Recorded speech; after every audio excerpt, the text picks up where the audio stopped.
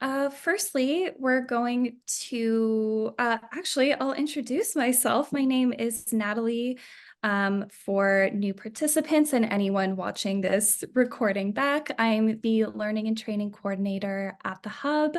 I'm also a Hub facilitator. So today we'll be going over the module and what participants can expect from the series.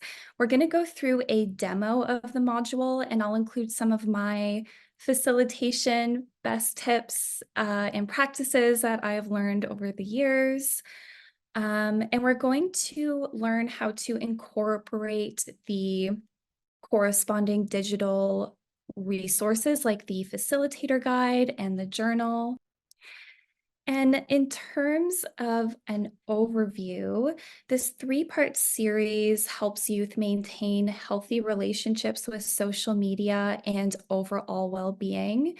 These modules can be delivered to youth between the ages of 12 to 18, but it's really for anyone who has experience with social media or may want to in the future. These are designed to be completed all together as a series, but in case you need to deliver one at a time, here's a breakdown of each. So the first module here is an introduction to social media and how one's relationship contributes to or affects one's psychological well-being. The second one is a deeper dive into the subject of mental health and social stigma related to mental illness and how we can challenge the misconceptions in society. And then the last module sort of marries everything together by sharing how youth can support themselves and their peers using social media, peer support, and locating trustworthy resources online. So let's take a look at the first module.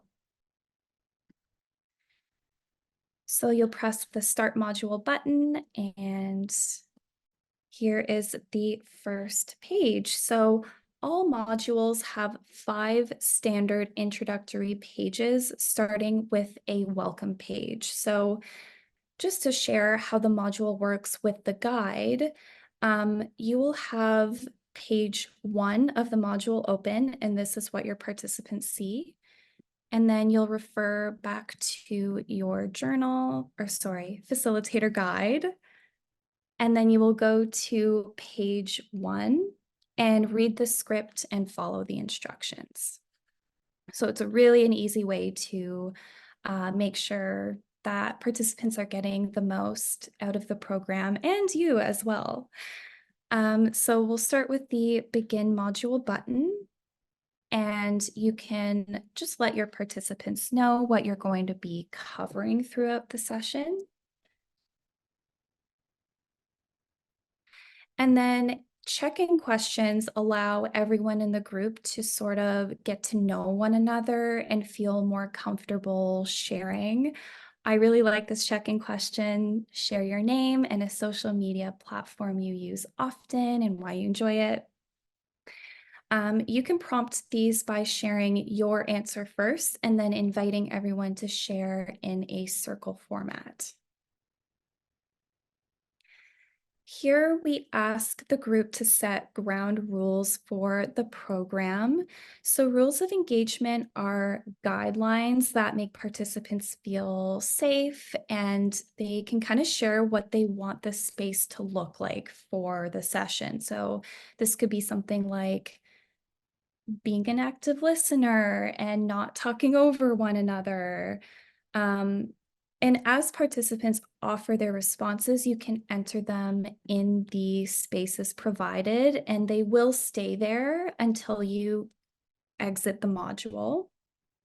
Or the other option is clicking this light bulb icon in the top right corner for a list of suggestions. So I recommend reviewing these with everyone and maybe asking everyone to choose their favorite one.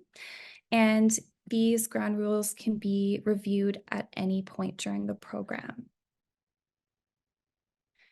So starting with the content pages, we just want all participants to be on the same page with what we are referring to throughout the program. So we define social media and then we share some examples of social media platforms.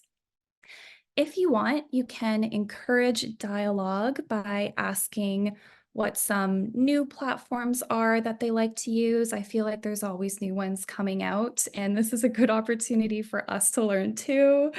What are some that are maybe not on the list, and maybe what are some of their favorites? So you can kind of open up the floor and have everybody share.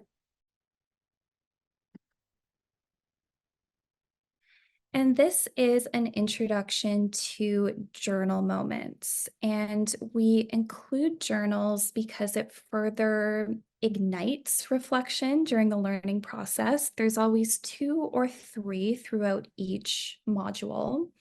And essentially, the facilitator is going to read out the question shown on the screen and then invite everyone to turn to their journal and write their answer. I always recommend providing about 5 minutes for each journal moment. And you can always modify these depending on who is in your group. So, for example, younger participants might not have enough experience with social media to answer all of these questions. So, you could always just choose one if you'd like and provide a little bit of clarity on what it is we're asking. So, for example, if I had a younger group, I would probably choose this last question here. What would your ideal online world look like? And you can expand on this by asking, when you log onto Instagram or Twitter, do you want to see people being kind to one another? Do you want to see people standing up for one another if someone is being mean? What do you want to see when you log on? Something like that.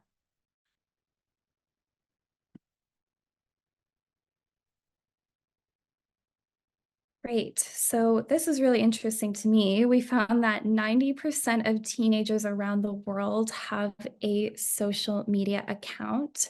So you could always discuss that statistic with your group and ask if anyone was also surprised by that number. I feel that as a facilitator, you will get the sense of the kind of group that you have. Some prefer discussing the content, or some just prefer listening.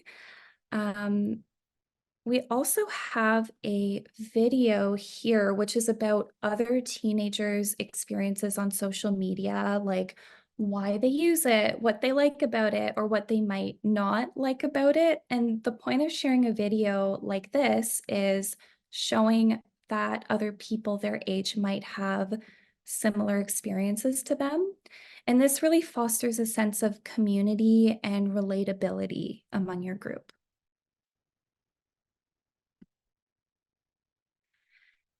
And now we share some benefits and drawbacks of social media. So, for some, reviewing this information could be the very first time that they're thinking about the ways that social media doesn't necessarily make them feel good, or some habits that they might want to change.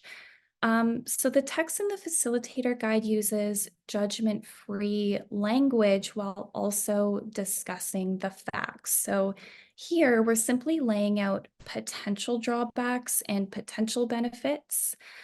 As we know, the best approach with youth is sharing the facts, letting them know we support them, and allowing them to make their own decisions about their social media usage. So you could say something like, everything in life has benefits and drawbacks. And just because social media doesn't always make us feel good, it doesn't mean that it's all bad all the time.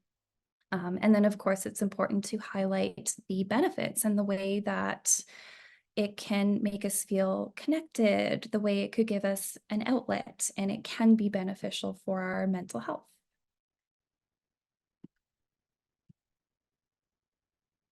And previous, or similar to the previous page, we want our language to stay judgment-free. And again, we want to emphasize that using social media isn't inherently negative, but by learning about potential risks and recognizing what we might not like about social media, we can adjust how we use it so that we feel the benefits more often. We will explore that later on in the module series. So here's some risks of using social media excessively. Youth here might ask what the word excessive means or how much is too much. In the guide, we include that research indicates 3 consecutive hours of social media usage increases the chance of these risks.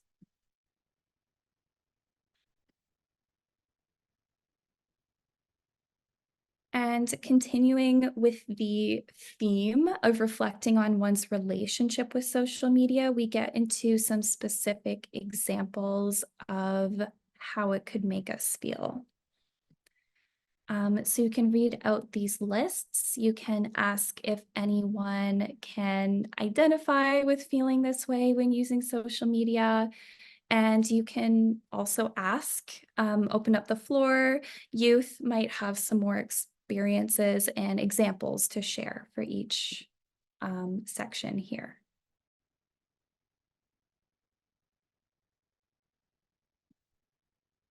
Great. And then we have our first reflection activity. We're going to be reflecting on the effect that it has in our own lives.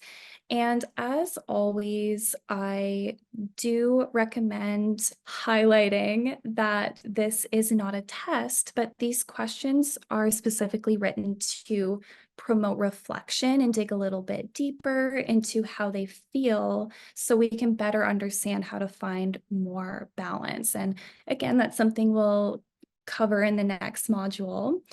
But for now, if you have a group, I recommend each person having a turn to answer. You can read aloud the statement on the screen and invite them to share if they feel that is likely for them or if it's unlikely. And you can make your way through the activity. And of course, if there are any questions that they might not want to answer, you can just press the next button.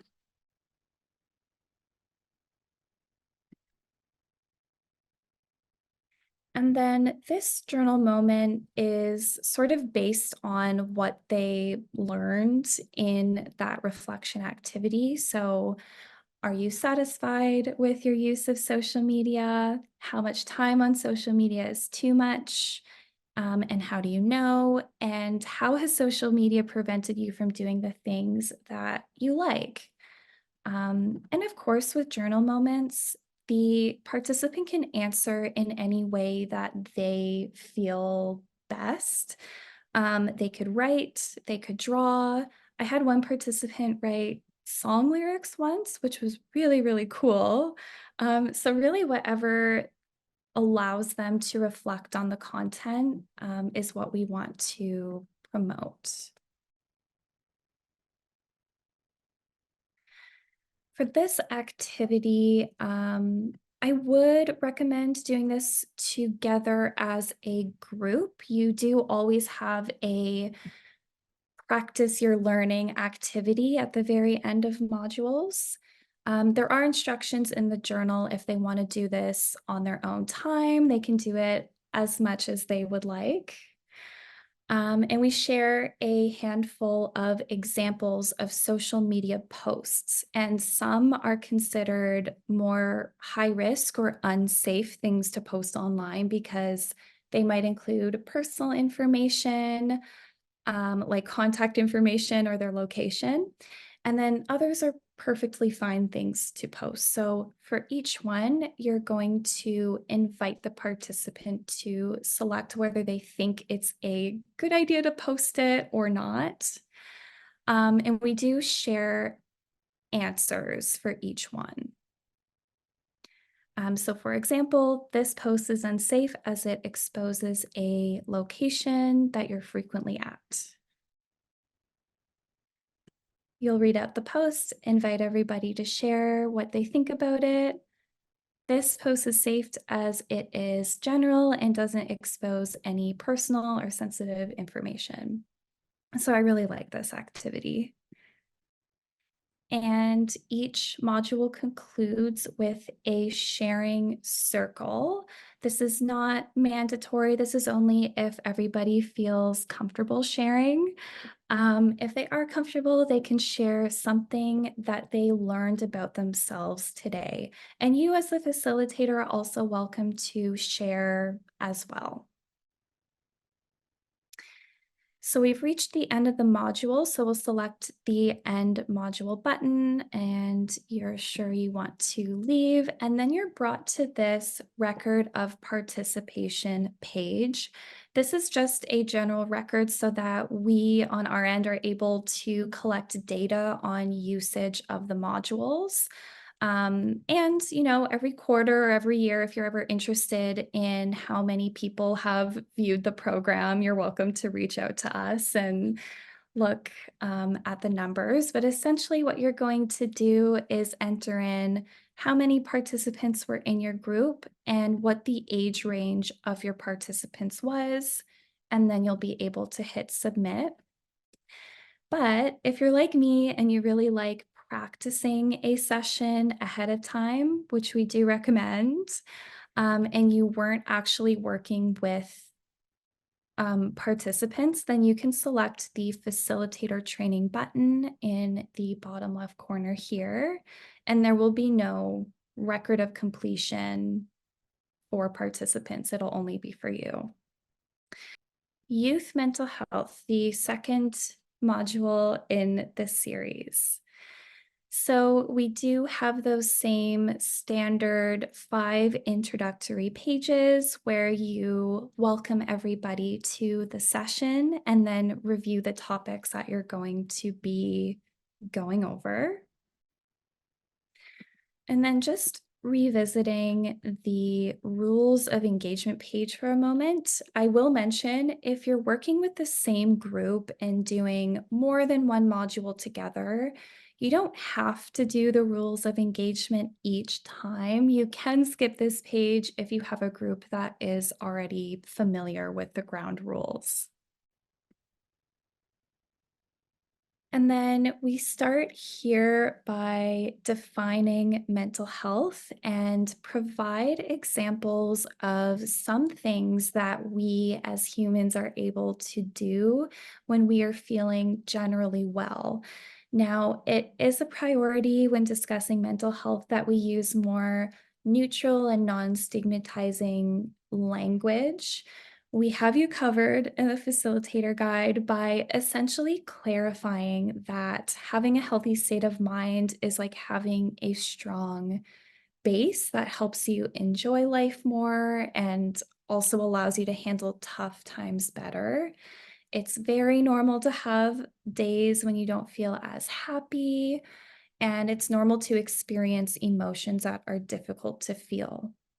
And then later in the module, we will cover the difference between having a bad day and potentially having ongoing mental illness symptoms and what to do if that's happening. But this is just to get a sense of the things that we are able to do more easily when we're feeling generally well. So things like enjoying our lives, feeling a sense of purpose, having healthy relationships and connection to others. You're better able to cope with the ups and downs of life.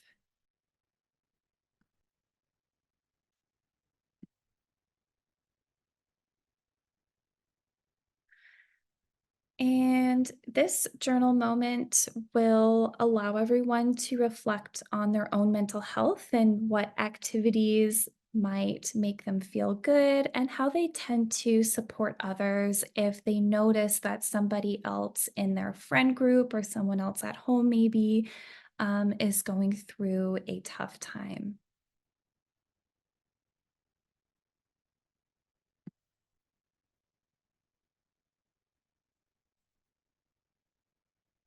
Great. So we have a bit of info here on what stigma is, what mental illness stigma is. And we have a video that covers the origin of stigma, where it came from, what some of the proactive approaches to conversations around mental health could be. All the videos that we have included are about 3 to 5 minutes, so they don't take up too much time. They're all pretty straight to the point. But for this one, we have some discussion questions. Now, these questions might seem slightly more complicated, but the answers that are in the video that they watch, so this is kind of just a way to process what they learned in the video. So, how gentle and kind are you to yourself when you have thoughts or feelings that can be hard to deal with? Do you think this approach is healthy? And where do you think stigmas about mental health comes from? So, all of that is covered in the video.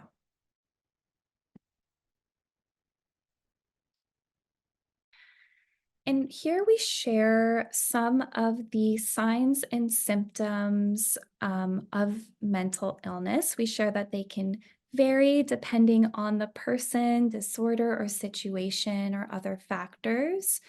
And it's important to highlight here that generally you will notice changes in a person's behavior, mood, or thoughts for usually 2 weeks or longer. And we explore the signs a little bit further, but this page does require further context. So I'm going to read directly from the facilitator guide so you can see how the script can really enhance the understanding of the page content. So the guide invites you to read out the signs that are on the screen. And then it says, if you have questions or concerns about your mental health, it's important to ask a trusted adult like a family member, a school counselor, a teacher, or a doctor about it. Speaking up and asking for help is the first step towards feeling better and learning how to cope. Keep in mind, bad days are normal, and it's common for humans to experience a wide variety of emotions. However, when those emotions continue for a long time, or if they keep getting worse, it may be time to speak up about what you're feeling. Here is an example. If you get a bad grade on a test, it is okay to feel a bit sad, angry, or guilty, but you might have ways you can cope with these emotions, and they may get better with a bit of time. However, if you have ongoing feelings that are really hard to deal with and they get worse over time, it's time to speak up about your feelings. The examples of signs and symptoms listed do not mean you have a mental illness, but they do show it's time to talk to a trusted adult.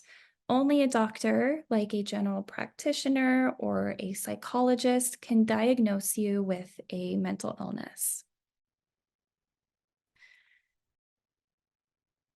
Great. And of course, on most pages of the facilitator guide, I do recommend, if you want to change up the language a little bit to make it sound a little bit more like you and make it sound a little bit more natural to you, that's totally fine. I will say, maybe with the content on mental illness, for example, these pages have been really carefully formulated to ensure that everyone is getting a clear understanding of how somewhat complicated that it could be, and that you do need to speak to a doctor. And we also try to reduce the stigma as much as possible in the language. And then we kind of go into research-based statistics on mental health and social media. And again, we don't want to stigmatize social media at all. So this is a great opportunity to explain that social media is not inherently bad as long as you have some balance. And we're going to be covering how to do that later on in the module. But here we share how important social interaction can be for one's life. And here I'd also recommend asking youth how they do or how they want to increase their social interaction in their lives.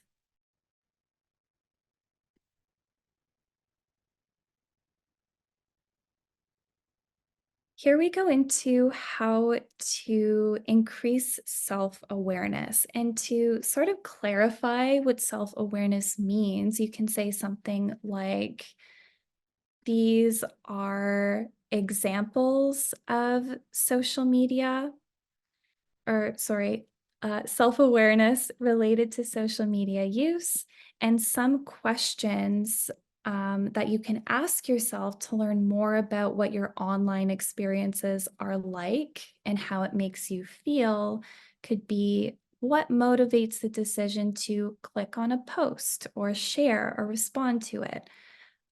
What am I telling myself when I use social media, and what feelings are present? Or what do my thoughts and feelings desire me to do? Or what am I actually doing as a result?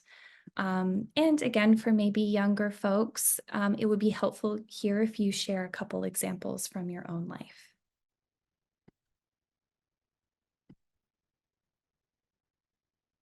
And these next few pages are a recognition of the challenges as well as positive experiences that diverse populations have with social media.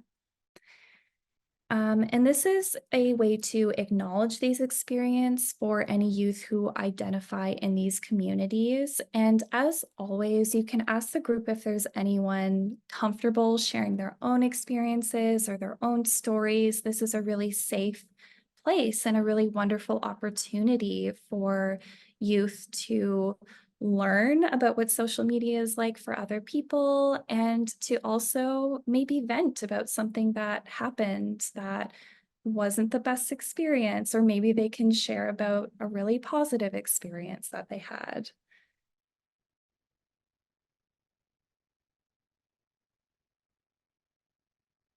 And another facilitation tip that I have for the content pages is that if you have a participatory group that is more excited to be involved, you can invite the group members to take turns reading the text on the screen while you read the script in the facilitator guide.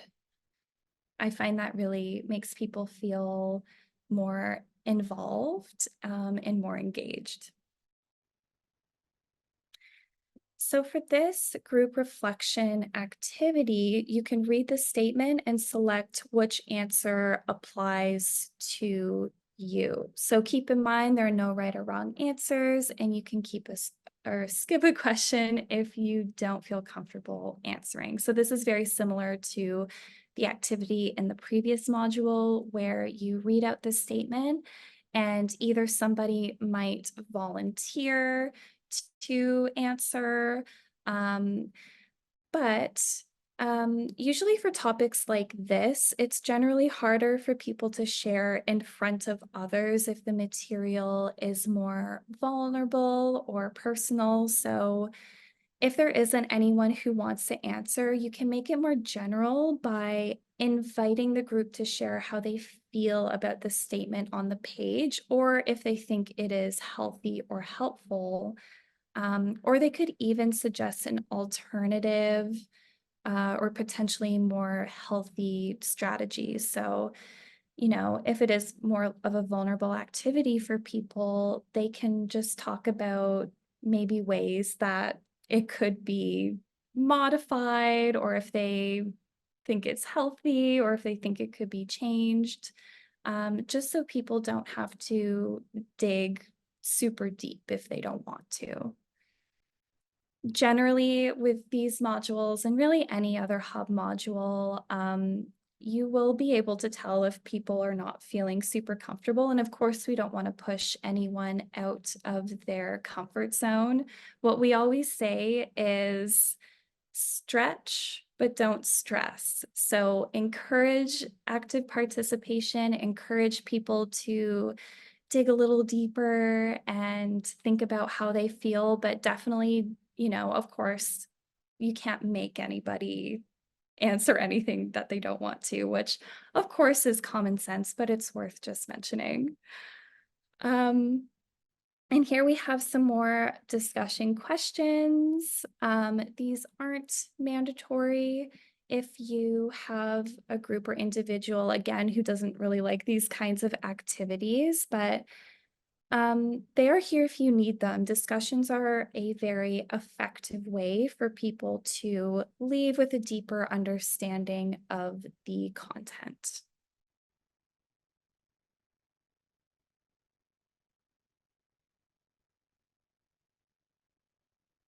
Great. I really like this activity. Basically, we have included a list of myths related to mental health that are quite common in our society. So we're going to read the myth out loud. And then as a group, you're going to rewrite them into stigma-free facts. So for example, here, a common myth is living with mental illness means you cannot live a fulfilling life. And as we know, that is simply not true. So how can we turn this into something more positive? How can we change it into a stigma-free fact? And for this activity, if you press the view answer button, we do include an example of turning it into a stigma-free fact. So instead, we have people living with mental illnesses are fully capable of living a life with purpose, joy, and connection.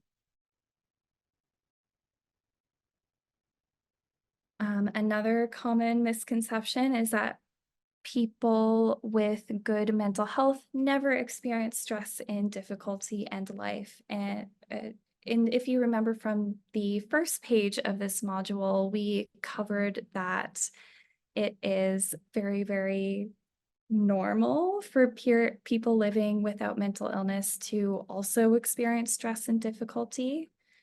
So we just want to normalize that fluctuations in mood and experiencing stress is a very normal thing to experience as a human being. We do have the final module in the series for this. Also, for the sake of time, I can go through just some of my favorite pages and some of the highlights of this module. This page about what some of the common causes of mental illnesses are, because we want to dispel the misconception, particularly among youth, that mental health is a choice or a personal failing.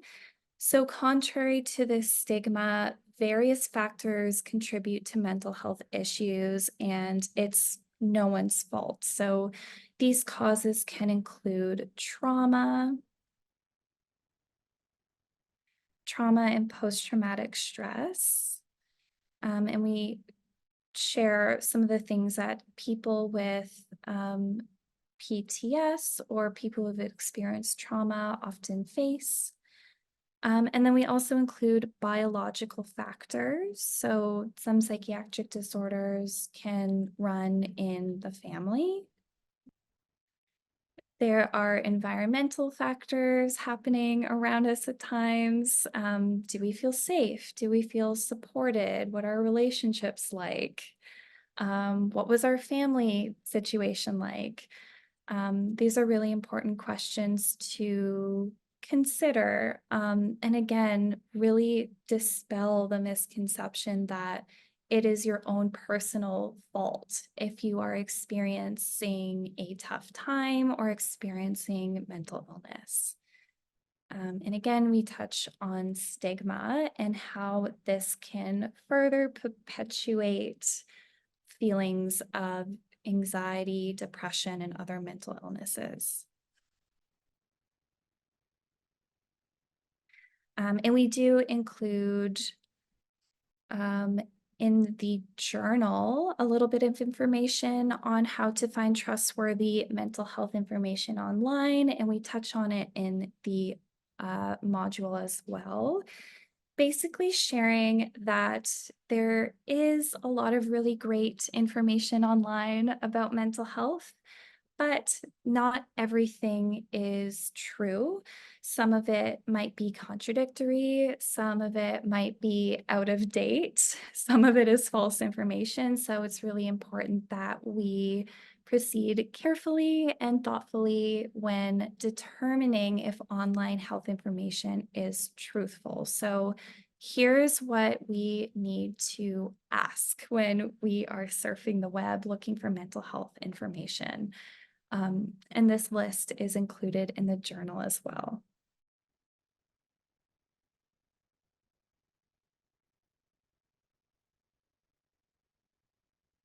It's also essential for people facing mental health challenges to know that they deserve support. So, as a facilitator, you can emphasize that their journal contains various anonymous and confidential resources, like the ones I showed you at the beginning of the training.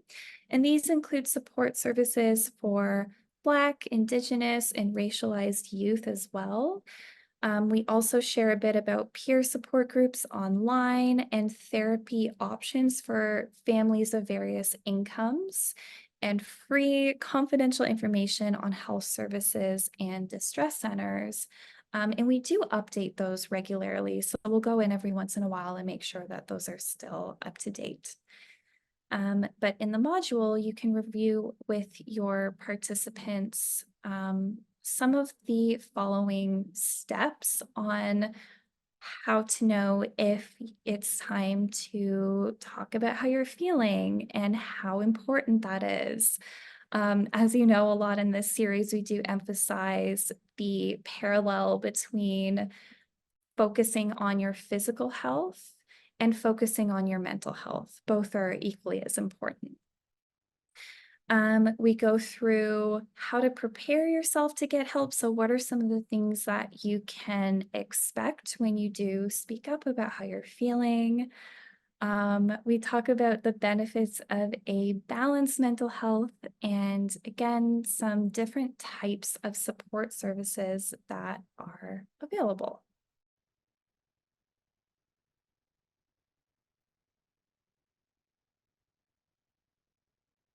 I also really love this page. We emphasize that when it comes to supporting others, if we do notice that there's someone in our lives who might be going through a hard time or struggling with their mental health, we can't fix them. As much as we wish we could, there's just no way, it's not possible to solve other people's problems for them. But the good news is that there are some helpful ways to really be there for someone that allows them to feel validated and supported. So we included a few really helpful, validating, and supportive things that one can say to someone else who's going through a hard time. Like, I'm sorry you're going through this. I'm here if you need me. I'm here to listen. Do you want to talk about it? And you don't have to feel alone and you don't have to be ashamed of your emotions. Your feelings are valid. And of course, these can be modified, but you can express to participants that as long as you are not blaming or judging or trying to fix anyone's problems, it's really important and helpful. And I'm sure you really care about the people in your life and you want to be there for them. And you can also ask anyone if they have other suggestions as well. And in the guide, if you feel, participants would be comfortable, you can also ask them to share about a time when someone said something really nice and supportive and validating to them that made them feel a little bit better. Here we have some mental health scenarios. So participants have a chance here to apply what they have learned throughout the program to these pretend scenarios. So we're going to discuss how we would support each person in each situation and what some helpful things to say are and when they would suggest they seek support of a trusted adult. So just to share an example, we can invite a participant to read the text on screen. Your best friend, Jasmine, is usually a very upbeat and positive person. She's also very active. She enjoys playing volleyball and spends a lot of time hanging out with friends. Lately, you've noticed Jasmine hasn't been showing up for volleyball practices and hasn't been seeing her friends. She's also skipping class frequently. When she does show up to class, she seems sad, withdrawn, and doesn't want to participate. And then you, as the facilitator, have a list of questions to ask the group that prompts that reflection. What do you think might be happening with Jasmine? What is a helpful thing to say, or what is a helpful thing to do in this scenario?